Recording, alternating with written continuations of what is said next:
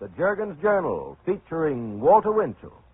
Mr. Winchell, whose famous column appears in the New York Daily Mirror and other newspapers with more than 25 million readers, is brought to you by Jergens, the lotion for soft, smooth, romantic hands. Mister, you say your girl has what kind of hands? Her hands are look again and hope to touch. Look again and hope to hold, I guess you mean. I mean she has smooth, soft hands. And very nice it is when a woman has soft, feminine hands. Jergens lotion makes this possible for any woman.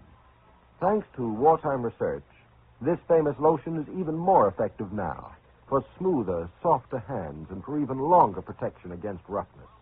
The very first application helps. But for the smoothest, inviting hands, use Jergens in connection with every soap and water job. And always use Jergens lotion. Now to the editorial room of the Jergens Journal and Walter Winchell. Good evening, Mr. and Mrs. North and South American, all the ships at sea. Let's go to press. New York City. The Hudson River ice floes prevented the police launches from finding the body of the man who jumped from the George Washington Bridge a few hours ago. He was middle-aged and about 5'6". New York City. Attention, Hamilton, Ontario. Tragedy struck at the Fifth Avenue mansion of Dr. and Josephine Benedict Sharp today. The 27-year-old heiress to the Benedict typewriter fortune swallowed about 50 sleeping pills after a violent quarrel with her husband. Hollywood.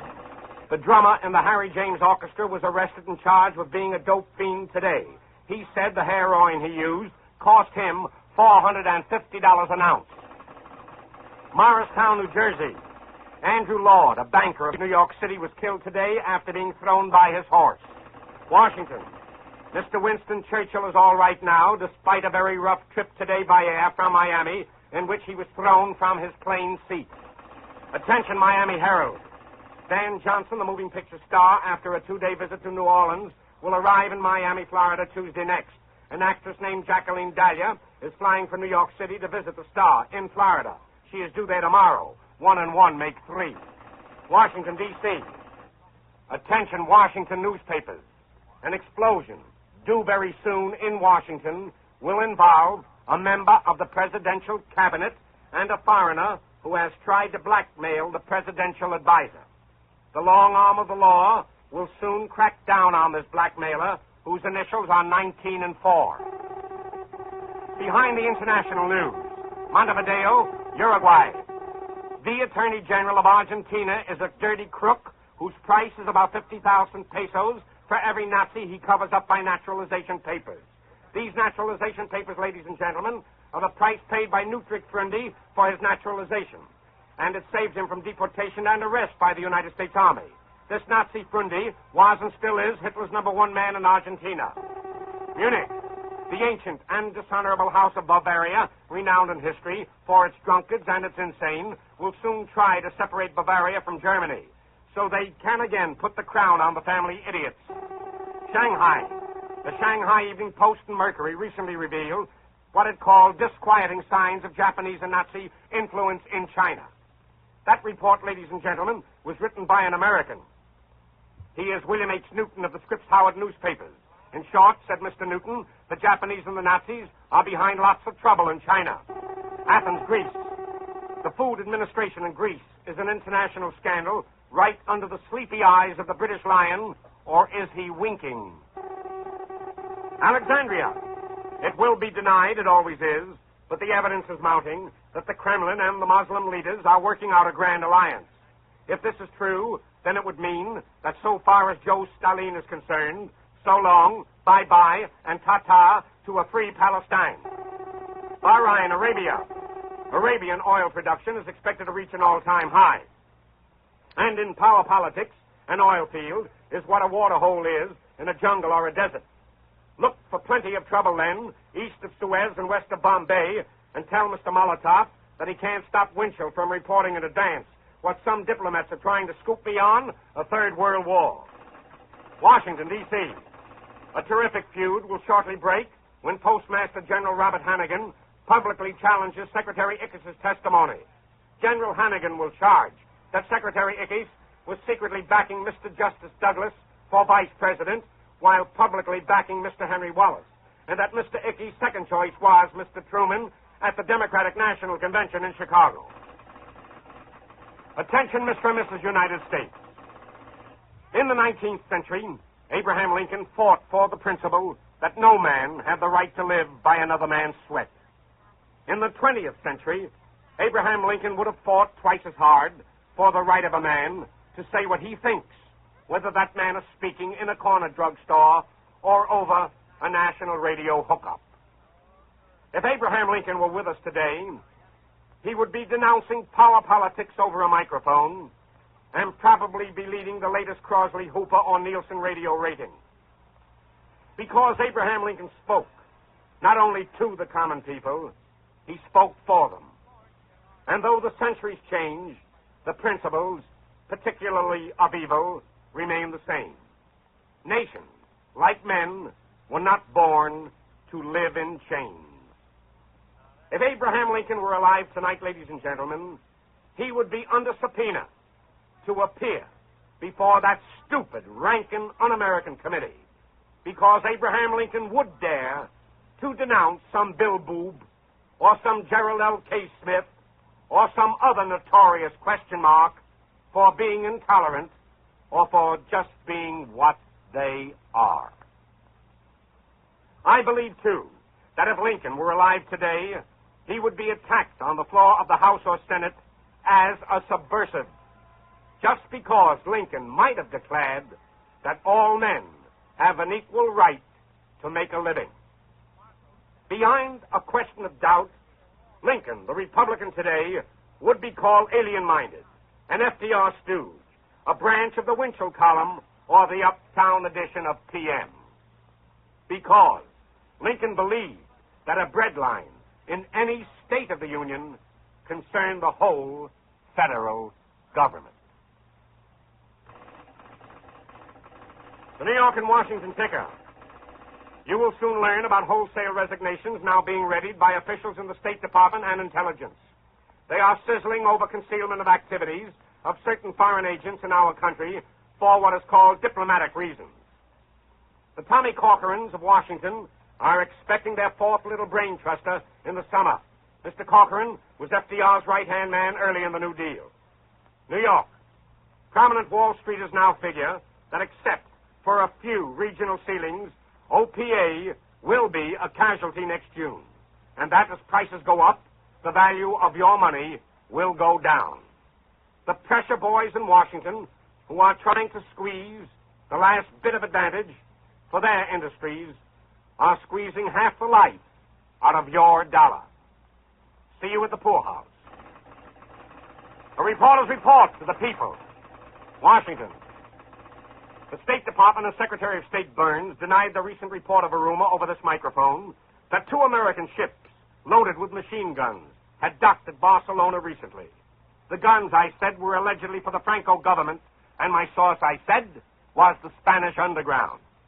Well, the Spanish government in exile, however, continues to believe the opposite, meaning that they were delivered. And a secret report of a French commission recited the alleged deliveries. In the meantime, will the State Department kindly explain the following dispatch of the Associated Press? It ran as follows in the eminently reliable Christian Science Monitor on February the 2nd, to wit, the Barcelona newspaper Vanguardia said yesterday that a Spanish purchasing commission had reported buying $10 million worth of surplus property owned by the USA.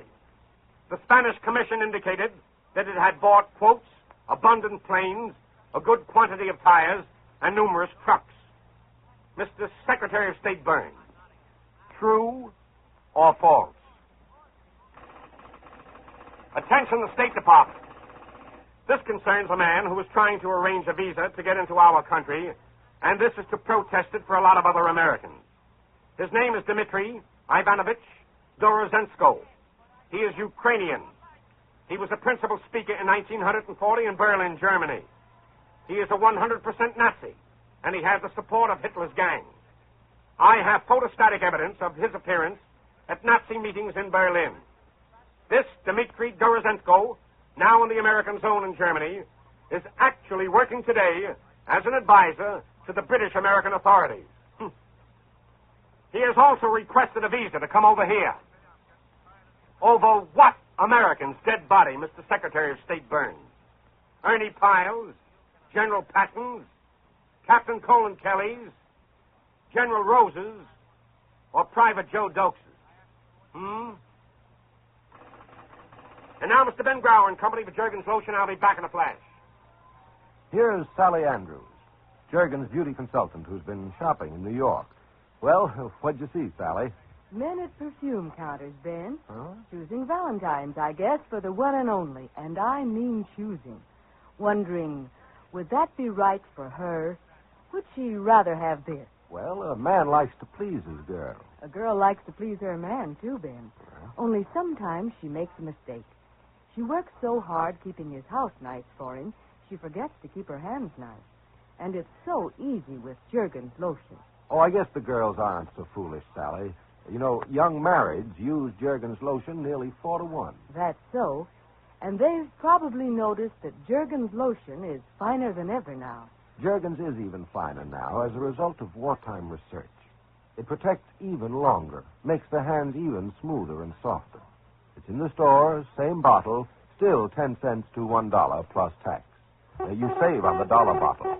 For St. Valentine's sake, take care of your hands. Be right with you in a minute, Walter. Take care regularly with this famous Jergens lotion. Now back to the editorial room of the Jergens Journal and Walter Winchell. Washington.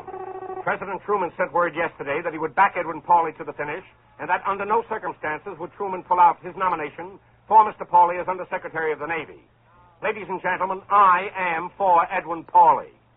I want to stand up and be counted among all those rats. I just want to ask us critics one question. If Edwin Pauley has committed a crime of any kind, why didn't Mr. Ickes or somebody tell it to any federal grand jury? If Edwin Pauley is guilty of any crime, why was such very important news held up until this late date? I don't believe that Edwin Pauley has done anything rotten or committed any crime. But if he has, then give me the evidence. And as one of his loyal friends, I will have him arrested.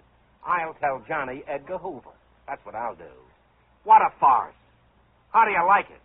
A politician calling another politician a politician. Now for some tips to the papers. To the Army and Navy Journal, this may be a scoop. The Navy has completed plans for a post-war reserve, a sort of a Navy National Guard. The top side man will be Admiral John Gingrich, the former skipper of the USS Pittsburgh, who was given 2 new citations this week, but nobody has it in any newspaper. Why don't the boys wake up down there? To the Women's Wear, a newspaper of New York. Here is some sour news for the ladies. The heavy luxury tax on furs will not be lifted for a very long time because Secretary of the Treasury Vinson and President Truman are against removing that luxury tax. To the Albany Times-Union, the General Assembly of Kentucky this week passed a bill making FDR's birthday a legal state holiday. The governor of Kentucky, however, vetoed that bill, but the Kentucky House of Representatives, what a great bunch of guys they must be, passed it over the Kentucky governor's veto. To the Daily Mirror of New York, Harry Hopkins did not die of cancer. It has not been announced why, and it may be denied, but it was liver trouble. And Mr. Hopkins' worst friends could not call him a drinking man of any kind. And that, ladies and gentlemen, winds up another Jergens Journal until next Sunday night at the very same time. Until then, and with lotions of love, I remain your New York correspondent, Walter Winchell, who leaves this memo for the chumps who lost their shirts in Wall Street the last few days. Buy government bonds, and someday you will thank the Lord that you saved some ammunition. Good night. Out of sight, out of mind, they say. Well, just because you can't see them, don't let your elbows get rusty rough. You know others see them. When you smooth Jergens lotion on your hands, give your elbows a taste of Jergens, too. Keep this up and see how childlike smooth your elbows soon look. It's a detail, nice smooth elbows, yes, but a very charming detail. And smooth Jergens lotion over your arms and shoulders. Even too thin arms look rounder and more feminine when they're creamy smooth. Remember, Jergens lotion tends your skin with 2 ingredients so exceptional for skin smoothing that many doctors use them. No oiliness, no annoying stickiness. For really smart grooming, use Jergens lotion on your arms and elbows, too. Next week, another edition of the Jergens Journal with Walter Winchell. And now be sure to remain tuned for Luella Parsons' new 15-minute program with her guest of the evening, June Allison, which follows immediately. This is Ben Grauer speaking.